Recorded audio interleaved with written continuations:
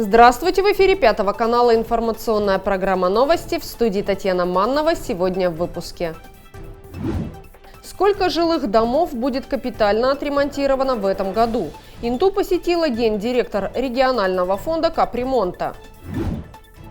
Малому и среднему бизнесу необходима поддержка. С какими проблемами сталкиваются предприниматели?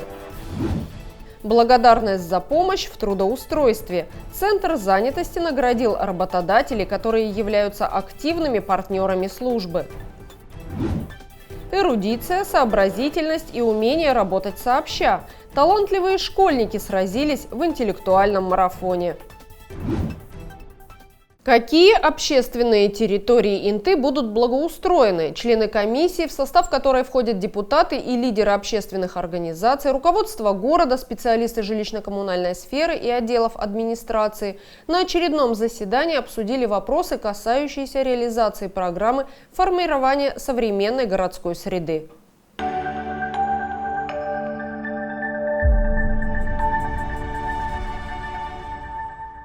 Специалисты подвели итоги общественного онлайн-обсуждения по выбору общественных территорий, в отношении которых будет проведено рейтинговое голосование в рамках федерального проекта формирования комфортной городской среды, национального проекта «Жилье и городская среда».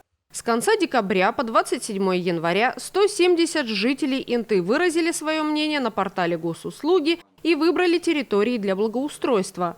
В итоге из 21 предложенного объекта лидерами стали территория, прилегающая к магазину «Детский мир» по улице Куратова, дом 50А, за которую проголосовали 25 человек, а также участок от многоквартирного дома номер 30 до 24А по улице Мира.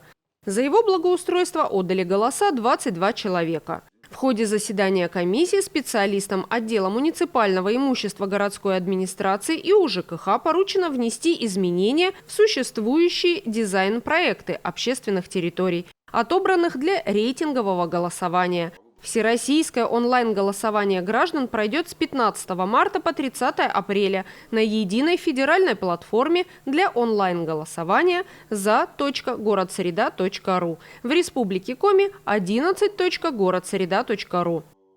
Полученные результаты помогут сформировать адресные перечни территорий на следующий год. Задача платформы не просто рассказывать о том, что жители могут принимать участие в жизни города, но охватить как можно больше граждан из разных групп населения. Учесть мнение их при благоустройстве. Это необходимо для формирования действительно качественной и комфортной городской среды. Голосование устроено максимально просто, регистрация доступна через госуслуги, различные соцсети. Также можно пройти идентификацию через иные сервисы.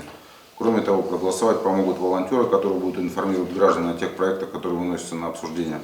Также через добровольцев можно будет зарегистрироваться на платформе по номеру телефона и проголосовать за понравившийся объект. В этом году в рамках реализации федерального проекта формирования комфортной городской среды в Инте будет благоустроена общественная территория возле памятника Ленина. От запланированного ремонта двора по адресу Куратова, 41 предполагается отказаться из-за недостаточного количества средств. Администрация направила в Минстрой Коми письмо с просьбой исключить данный двор из сводного адресного перечня. МКУ ЖКХ подготовила сметную документацию на благоустройство общественной территории с учетом работ по благоустройству территории возле памятника Ленину на площади Ленина, а именно восстановление бетонного монолитного ограждения, устройство пандусов для маломобильных групп населения, установка скамеек урн.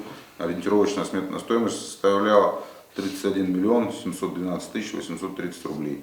Ориентировочная сметная стоимость на выполнение работ по благоустройству дворовой территории по улице Куратова, если укладкой плит ПДН, то это 21 миллион, если асфальтирование, это 11 миллионов рублей. Согласно доп. Соглашению от 24.01.24 года к соглашению доведены лимиты бюджетных ассигнований на 24 и плановый 25-26 год в размере 23 миллиона 965 тысяч рублей. Таким образом, в рамках доведенных лимитов бюджетных ассигнований МОГО-НТА на 2024 год отсутствует возможность выполнения работ по благоустройству дворовой территории МКД номер 41 по улице Куратова. Бюджет МОГО-НТА является высокодотационным, доля налоговых и неналоговых доходов составляет 13% от общей суммы доходов, утвержденных решением Совета о бюджете на 24 плановый 25-26 годов. Потенциала увеличения доходной части бюджета МОГО-НТА в настоящее время нет, хотя работа по взысканию дебиторской задолженности и текущих платежей проводится на постоянной основе. Отсутствие денежных средств в бюджете МОГУНТа приводит к невозможности исполнения расходных обязательств по выполнению работ по благоустройству дворовой территории МКД номер 41 по улице Куратова за счет средств местного бюджета. Тем более, что в 2024 году уже запланирован ремонт дорожного покрытия дворовых территорий МКД номер 13 по улице Мира и МКД номер 3 по улице Бабушкина за счет средств местного бюджета. То есть это, объясняя своими словами, это долги прошлого года. В прошлом году не удалось полностью завершить благоустройство придомовой территории по адресу Куратова, 24. К дворам возле домов 13 по улице Мира и 3 по улице Бабушкина подрядчик даже не приступал. Работы предполагается выполнить этим летом за счет средств местного бюджета. Ежегодно по программе капитального ремонта многоквартирных домов в Инте приводятся в порядок около 10 многоэтажек. Жители округа считают, что этого недостаточно. Состояние жилфонда ухудшается быстрее, чем его обновляют. 31 января Приполярье посетила генеральный директор регионального фонда капремонта Валентина Чурила. В рамках рабочего визита она проинспектировала несколько объектов, провела ряд встреч с управляющими компаниями и специалистами жилищно-коммунальной сферы, а также ответила на вопросы горожан во время прямой линии. В прошлом году по программе регионального фонда капитального ремонта многоквартирных домов в Инте были отремонтированы 6 кровель, 3 скатные и 3 плоские. На Мира 38 установлено современное лифтовое оборудование. В 3 домах, которые находятся в поселке Абись и селе Косьювом, заменены изношенные инженерные сети на новые. В этом году будут капитально отремонтированы 10 домов. В 2023 году у нас было запланировано 11 домов, в том числе по одному дому разработка ПСД и 10, соответственно, строительно-монтажные работы. Из них на 6 домах мы заменили кровлю, провели капремонт кровли. В одном доме провели демонтаж, монтаж лифтового оборудования и в 3 домах заменили инженерные сети. Справились на хорошо. Замечаний нет. Если будут замечания, то, соответственно, они будут устраняться в рамках гарантийного капитального ремонта. Но, надеемся, обойдется все благополучно. На 2024 год мы планируем 10 домов, в том числе по одному дому будет разрабатываться проектно-сметная документация, да, на последующие годы для проведения строительно-монтажных работ. В 9 будут проводиться именно капитальные работы, в том числе 7 домов, опять же, крыши. Это у нас основной вид работ, который мы сейчас проводим, так скажем, в первоочередном порядке, потому что с крыши все, как говорится, начинается. Кроме крыш будут отремонтированы 4 лифта в одном доме. В ходе прямой линии, которая прошла на базе общественной приемной главы Республики Коми, телефон не умолкал. И интинцы не понимают, почему регоператор выставляет такие большие счета, насколько обоснованы эти суммы и на что тратятся деньги. Люди вынуждены ждать капитального ремонта дома десятилетиями. Очередь продвигается крайне медленно. И как формируется так называемый краткосрочный план ремонта, жильцы не знают. По поводу тарифа сразу скажу, что расчет осуществляется Министерством строительства по уже фактическим сметам, да, прошлых лет. Расчет делается в соответствии с методическими рекомендациями, которые утверждены Минстроем Российской Федерации. На сегодняшний день ошибочное мнение у людей, что тариф очень завышен, наоборот, экономически обоснованный, у нас тариф идет порядка 60 рублей за квадратный метр. По вопросу капремонта, по домам, да, могу сказать на примере одного из домов по улице Мира, 8-подъездный дом, люди собрали на сегодняшний день, то есть практически за 9 лет существования фонда, люди собрали 3 миллиона рублей. При этом стоимость их крыши 34 миллиона рублей. Предельная стоимость, то есть 31 миллион рублей, если подсчитать, да, люди будут должны фонду и осуществлять, так скажем, возмещение, да, вот этой стоимости последующими платежами.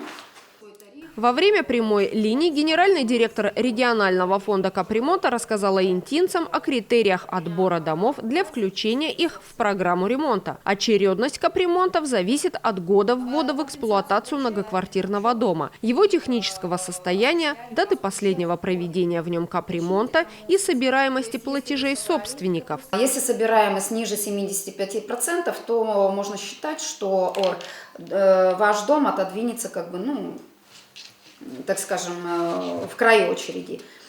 Самый большой балл учитывается тоже собираемость. То есть чем выше собираемость, тем вероятнее, что ваш дом будет включен в программу. Опять же, нужно при этом учитывать состояние дома техническое. Если есть дома в более худшем состоянии, естественно, администрация будет приоритет выставлять таким домам. Если по плану капитальный ремонт, допустим, в 30-м, по-моему, у нас году, но кровля уже никакая, то могут пересмотреть или нет? Нет, сроки, которые утверждены программой, они утверждены, но при этом собственники могут принять решение, выйти на комиссию для принятия решения о необходимости проведения капремонта. Но до того, как проводить собрание, вы должны обратиться в специализированную организацию, которая состоит в СРО по инженерным изысканиям и проектной деятельности, для именно оценки технического состояния вашего дома. Потом, как вы получите это заключение от организации, вы должны инициировать собрание, провести собрание и вынести решение о том, что требуется перенос сроков. И направляете это все в комиссию, в адрес регионального оператора. Мы создаем комиссию, и уже комиссия рассматривает, принимает решение, действительно требуется перенос, либо нет. Либо еще дом может обойтись до срока капремонта текущим поддержанием, текущими ремонтами. Жители дома номер 10 по улице Полярная устали обивать пороги разных инстанций и просить, чтобы отремонтировали протекающую с 2019 года кровлю. Из-за сырости в некоторых квартирах уже появилась плесень, но дом так и не включен в ремонт на ближайшие 3 года. Собственникам жилья в доме номер 2 по улице Горького, построенного более 60 лет назад, удалось сдвинуть сроки. В ближайшее время будет составлена проектно-сметная документация, и в следующем году кровля будет капитально отремонтирована. Я вас обрадую. Капремонт крыши, непосредственно сам капремонт, у вас будет производиться в следующем году. На сегодняшний день мы занимаемся разработкой проектно-сметной документации. Возможно, по нашим физическим силам, если мы сможем, сможем начать в этом году. А так у вас стоит на следующий год капремонт крыши. Многие кровли, фасады, инженерные сети многоквартирных домов давно нуждаются в реконструкции. От жильцов часто поступают жалобы. Объем работ достаточно большой и дорогостоящий. К сожалению, одномоментно привести в порядок обветшавшие дома невозможно. Жилфонд давно не ремонтировался, это понятно. Сейчас, можно сказать, все дома требуют капремонта в первоочередном порядке. Перечень домов, количество, объем работ, которые мы можем проводить, они ограничены финансовыми ресурсами. К сожалению, Инта на сегодняшний день стоит на предпоследнем месте по собираемости.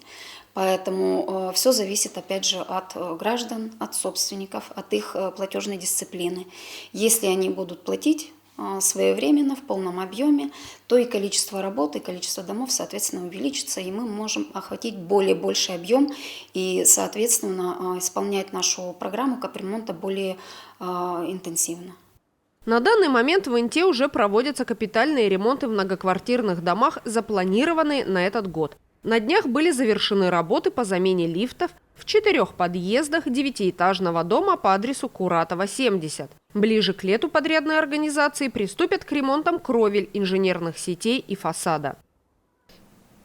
Представители малого и среднего бизнеса Инты встретились с уполномоченным по защите прав предпринимателей в Республике Коми Александром Рассохиным. В рамках совещания интинцы рассказали о своих проблемах и наболевших вопросах. Предпринимательство – это важная составляющая современной российской экономики. Это понимает и правительство нашего региона и старается всячески поддерживать бизнес в условиях сложной экономической ситуации в стране. Уполномоченный по защите прав предпринимателей в Коми Александр Рассохин сейчас путешествует по северным городам региона и лично встречается с предпринимателями. Мы решили встретиться с предпринимателями города Инты, обсудить вопросы взаимодействия, послушать наболевшее. Если есть какие-то проблемы, у меня будет потом после общей встречи личный прием, потому что, может быть, кто-то не захочет во всеуслышание озвучивать свою проблему. В общем-то, надо вживую было поговорить, почувствовать, потрогать, что это такое, чем живет интинский бизнес. В республике существует и ведет свою деятельность Центр развития предпринимательства «Мой бизнес», который оказывает широкий спектр услуг и поддержку предпринимателям. Окно «Мой бизнес» в Инте работает на базе многофункционального центра «Мои документы». Мы пригласили сегодня здесь «Мой бизнес», потому что здесь нет представителя в Печоре, рассказать о мерах региональной государственной поддержки для малого и среднего предпринимательства. Их спектр достаточно большой. Наверное, не все знают, они все знают, что это, с чем его едят, как заявляться, какие документы собирать, какие подавать. В общем, мы пригласили руководителя «Мой бизнес» сегодня по ВКС. Он, наверное, очень коротко ведет в курс дела, как это все происходит, потому что эту информацию необходимо доносить до предпринимательства. Среди рассмотренных вопросов – взаимоотношения предпринимателей и регионального оператора по вывозу мусора. На данный момент от бизнеса поступает множество предложений по законодательному регулированию данного момента. В самое ближайшее время мы получим изменения во взаимоотношениях, нормативные документы, которые меняют взаимоотношения между региональными операторами и предпринимателями. Это не касается только той части, где мы говорим о отходах, органических отходов. То есть это там санпины, там совершенно другая сложная ситуация, совершенно. Вот Александр Александрович, наверное, в курсе этой ситуации, не даст солгать. Но в этом направлении мы тоже готовим свои обоснования для того, чтобы дальше через, например, Госсовет обратиться там, дальше в другие органы государственной власти, в Государственную Думу, для того, чтобы каким-то образом попробовать поменять. В том числе и санпины, есть такие вещи, которые тоже, например, не воспроизводит какой-то предприниматель столько отходов, сколько он должен вывозить каждый ежедневно, потому что у него отходы органического содержания. Интинские предприниматели смогли задать свои вопросы. В частности, их волнует дорогая доставка товаров и северные надбавки к заработной плате. Эти расходы значительно удорожают стоимость реализуемой продукции. Что мы можем здесь развить, если у нас такая дорогая логистика? Но это нереально просто, вы понимаете? То есть, да, есть какие-то меры поддержки, но при такой стоимости, то есть это нереально. Второе, смотрите, северные надбавки. Это же замкнутый круг. То есть я должна платить работникам северные надбавки, я их плачу, да? Куда это сказывается? Это сказывается на удорожании продуктов. Но ведь мы же живем в таких регионах, это же однозначно сказывается. То есть, почему бюджетникам платят северные надбавки, а мы должны из своего кармана северные надбавки, отпуска, все это. Но это нереально в маленьких городах, вы же понимаете сами. То есть это... Все возмещения по фонду оплаты труда, если в средней полосе и в южной полосе Центр занятости государство возмещает в полном объеме, то есть МРОД и районный коэффициент. Когда эта программа дошла до севера, нам возмещали только МРОД и только районный коэффициент. Северный коэффициент до сей поры не возмещается. То есть там работодатели получают господдержку в полном объеме. В нашем регионе мы оказались немножко в таком неудобном положении. Вот эту северную надбавку работодатель принимает безработного либо социально незащищенного человека Центра соцзащиты. Северную мы добавляем за свой счет. Вот этот вопрос. Среди приглашенных гостей встречи сотрудник Интинской прокуратуры Александр Эйхман. Деятельность уполномоченная напрямую связана непосредственно, с прямыми контактами с прокуратурой и со многими другими контрольно-надзорными органами. Поэтому прокуратура – это наш самый большой друг. Поэтому мы с прокурором республики, у нас с прокурором республики налажено очень тесное взаимодействие. Спасибо большое прокуратуре, что она так комплементарно относится к общим проблемам. Поэтому мы тоже сегодня пригласили представителей прокуратуры для того, чтобы, если здесь возникли какие-то вопросы у предпринимателей, которые, возможно, можно решить вот здесь и сейчас, ну и, во всяком случае, зафиксировать те проблемы, которые, возможно, есть. На данный момент в Инте зарегистрировано 583 субъекта малого и среднего бизнеса, из которых 410 являются индивидуальными предпринимателями. Интинский хлебозавод активно сотрудничает с Центром занятости населения. За прошлый год предприятие временно трудоустроило более 10 человек, ищущих работу. Часть из них была переведена в основной штат. Интинский хлебозавод был введен в эксплуатацию в 1956 году. Через 2 года предприятие будет отмечать свое 70-летие. Из года в год руководство завода старается сохранить свой коллектив. Здесь достаточно небольшая текучка кадров. Коллектив у нас слаженный, то есть люди держатся за работу на сегодняшний день. Уходят это единицы. Это или кто-то уезжает, ну или находит более высокооплачиваемую работу. Но чаще всего это кто у нас уезжает из города, освобождаются рабочие места. Вот только эти свободные места. На данный момент на Интинском хлебозаводе работает 63 человека. Многие из них отработали десятилетия, не одно. В частности, есть работники, которые отработали 40 и более лет. И, пользуясь случаем, хочу поздравить одного из таких работниц, у которой юбилей намечается, и пожелать всего и самого наилучшего. Это у нас Фомина Людмила Леонидовна, которая проработала 43 года и продолжает свою деятельность по настоящее время в качестве приема-сдатчика готовой продукции. Также очень гордимся своими мастерами. Власова Елена Геннадьевна была удостоена чести находиться на доске почета Республики Коми Минсельхозразвития, чем наш хлебозавод также очень гордится. Сотрудничество Центра занятости и хлебозавода продолжается уже на протяжении почти 20 лет. В последнее время предприятие активно трудоустраивает интинцев, ищущих работу на общественно значимые работы. Они заявляют какие-то определенные вакансии на временную занятость. Эта временная занятость заполняется нашими безработными гражданами, которые участвуют максимум до 3 месяцев в этих временных работах, с получением материальной поддержки от органов службы занятости, с выплатой зарплаты работодателя. То есть многие даже безработные у нас идут без снятия с учета, они еще получают сохраняемое пособие свое по безработице. Для них это очень выгодно, и они очень, как правило, любят участвовать в этих временных работах. Ну и в дальнейшем уже как закрепятся, как они покажут себя в организации. В основном у нас идут это рабочие, потому что очень идет все-таки текучка в плане производства. То есть это у нас тестомесы, укладчики хлебобулочных изделий, пекаря. И еще у нас за прошлый год было трудоустроено 2 грузчика, потому что наши мальчики ушли, и нам срочно нужны были, все-таки вакантные были должности, нам очень нужны были люди. Нам помог Центр занятости, предоставил нам 2 молодых мальчиков, которые отработали у нас через общественные работы 2 месяца. Их все устроило, нас устроила их работа, и мы им предложили остаться на постоянное место работы. То есть в основном это идут люди рабочие. Такая продуктивная работа ведется инспектором отдела кадров Светланой Ясеницкой. Женщина пришла работать на Интинский хлебозавод 17 лет назад и сейчас является ценным и значимым сотрудником. Светлана имеет большой профессиональный опыт, который помогает предприятию находить работников на производство. Государственное учреждение Центр занятости населения города Инты выражает искреннюю благодарность за активное участие в реализации мероприятий активной политики занятости населения в 2023 году. Желаем вам и вашему коллективу успеха в работе, оптимизма, удачи в достижении поставленных целей. Надеемся на дальнейшее плодотворное сотрудничество. С уважением, Центр занятости. Большое вам спасибо.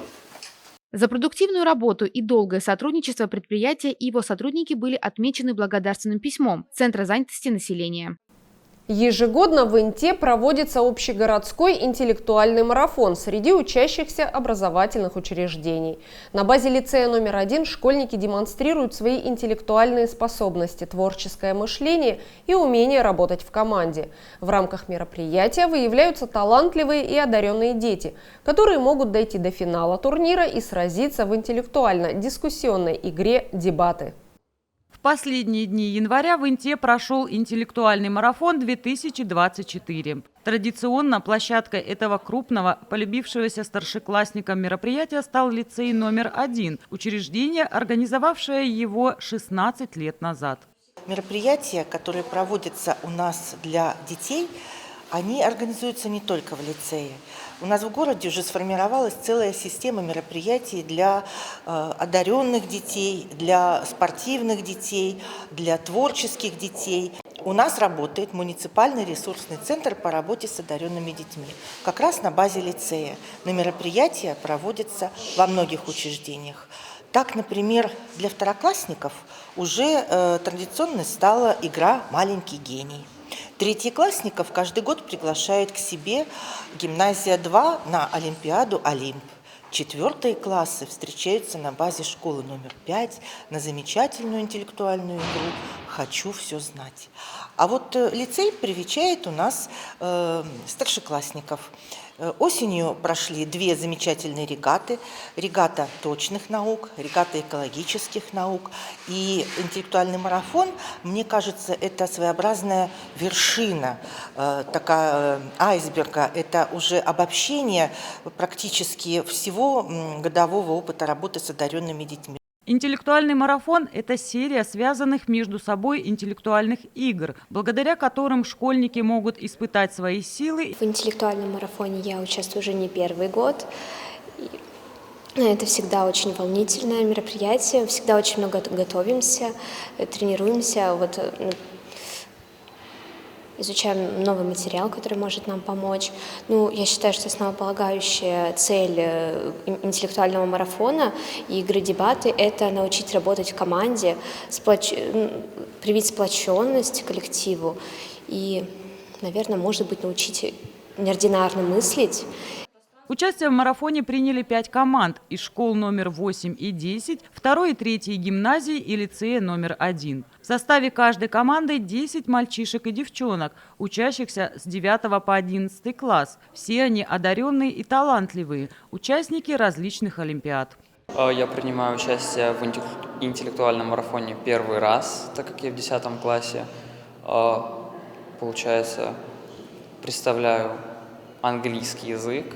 Для меня счастье изучать иностранные языки. Я очень этим увлекаюсь долгое время. С французским языком также занимаюсь. Но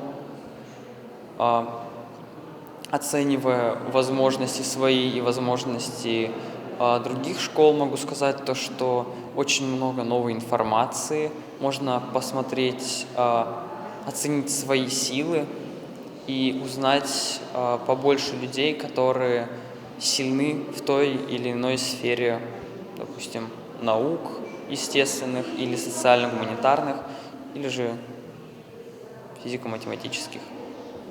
Марафон проходил 2 дня. 30 января, сразу после торжественного открытия марафона, прошел первый этап, где каждая из 5 команд должна была представить на суд жюри и всего зрительного зала свои визитные карточки. Следующее состязание – командный тур. Он включал олимпиаду более чем по 10 предметам – математике и информатике, физике, химии, литературе и русскому языку и многим другим. Пока ребята выполняли задания, для педагогов прошел обучающий семинар.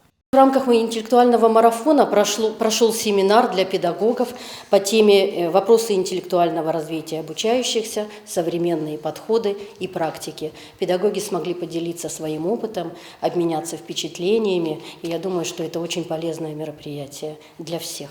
Завершился первый день марафона интеллектуальной игрой «Что, где, когда». В марафоне я принимаю участие уже 2-й год. В этом году я впервые участвовал в дебатах. Самым интересным, мне кажется, игра «Что, где, когда».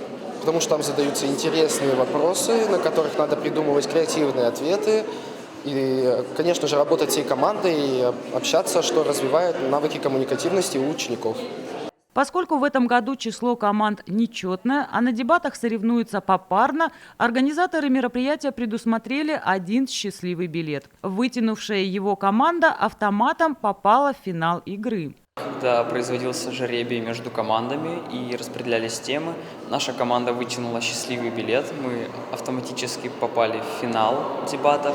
Мы были очень сильно удивлены, одновременно и рады, наверное, и огорчены, потому что огорчены в связи с тем, что мы не сможем еще посоревноваться с какой-либо командой. То есть из 2 игр мы будем участвовать только в одной. И, наверное, рады, что вот такое счастье попалось именно нам, что мы будем биться с сильнейшей командой, что мы будем защищать честь нашей гимназии уже в финале. Ведь никто не знает, могли бы мы дойти до финала или же в полуфинале выбыли бы. Второй день марафона стартовал с индивидуально-командного тура. Все участники марафона разошлись по кабинетам выполнять задания по 11 школьным предметам. Все задания сложные и интересные. Здесь проверялись не только знания по предметам, но и умение мыслить логически. И письменные, и устные, и творческие задания. Все здесь есть. И ребята 9-11 класса могут показать вот то, что они знают, умеют вот в эти несколько дней. Потому что вы сами знаете, что приближается горячая пора. У нас уже приближается в феврале итоговое собеседование для обучающихся 9 классов. В мае начнется государственная итоговая аттестация. Поэтому мы пользуемся любой такой свободной минуткой, чтобы показать друг другу и городу наших замечательных и талантливых школьников. По завершению индивидуального командного тура ребята встретились на дебатах. Это традиционная дискуссионная игра по темам, которые были разыграны днем ранее. Тему и позицию относительно данной темы мы узнали вчера в 5:30 вечера. Через полчаса уже вся команда сидела за компьютерами, общалась и подготавливала свое выступление к игре дебаты. Я и наша команда считают, что дебаты прошли успешно. Мы отстояли свою позицию, привели убеждающие аргументы, но, к сожалению, проиграли из-за несоблюдения некоторых правил игры дебаты. Дебаты всегда являются самым захватывающим зрелищем интеллектуального марафона. В этих спорах ребята из разных команд становятся оппонентами и пытаются убедить третью сторону, судей, в правильности своих суждений и аргументов. Все туры очень интересные. Я считаю, что вот самый простой тур – это командный. То есть можно использовать знания всех участников по всем предметам. Каждый может подсказать то, что он знает, и помочь другому. Индивидуальный тур, я считаю, в этом вопросе немножко сложнее, потому что нужно использовать только свои знания, что знаешь. Но, с другой стороны, это все по одному предмету. Самым захватывающим я считаю игру дебаты. Это вот столкновение двух сторон, двух идей, и как каждая из сторон отвечает на вопросы оппонентов, как она приводит аргументы и как реагирует вообще на вопросы. Это вот очень захватывающе, я люблю на это смотреть. По итогам интеллектуального марафона победителем и обладателем первого места стала команда лицея номер 1. Второе место завоевала команда гимназии номер 2, третье у гимназии номер 3. Это все, о чем мы хотели рассказать вам сегодня. Смотрите новости на 5 канале и будьте в курсе значимых событий НТ. Всего доброго и до свидания.